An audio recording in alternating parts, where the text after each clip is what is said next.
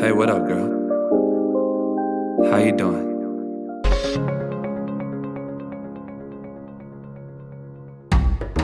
سلام، خوش اومدید به یه ویدیو جدید از کانال احسان R21 و یه ویدیو متفاوت و جذاب که امیدوارم خوشتون بیاد.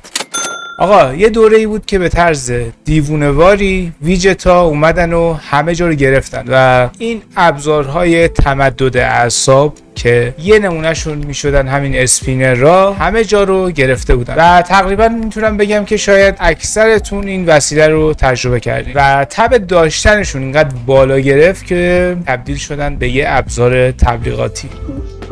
این فروشگاه خدا بیامرز که نمیدونم مثلا هنوز هست یا نه، توی بسته های خریدی که به مشتری‌ها تحویل میداد و منم جزو مشتریاش بودم از خوششانسیم در اون دوره به خصوص و اینو دریافت کردم که همینطور که میبینید به عنوان یه هدیه تبلیغاتی توی بسته است و روش آرم فروشگاه هک شده. ولی بحث اصلیمون درباره خاطره بازی و هدیه تبلیغاتی و یا اینکه این ابزار چیه و چجوریه نیست که احتمالاً همتون باید بدونید. داشتم میگشتم و دنبال یه چیز دیگه اون چیزا رو پیدا نکردم، ولی به جاش یه سری چیزای جالب پیدا کردم که می‌خوایم با هم دیگه بازش کنیم. یه دونه از این اتکلونا رو حتما یادتون هست. حالا بذار بازش کنم براتون.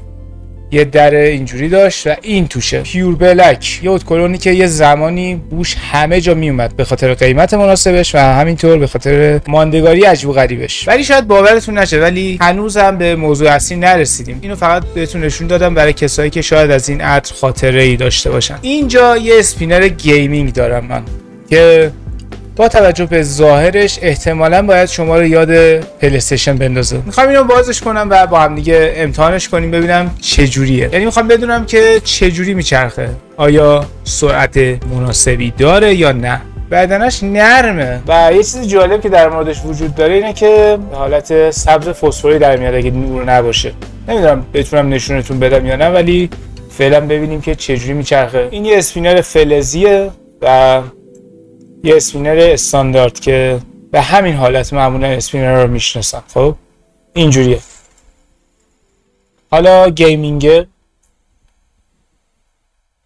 یه مقداری شاید نسبت به نمونه فلزیش کندتر باشه و سرعتش رو زودتر از دست بده، ولی خب باحاله.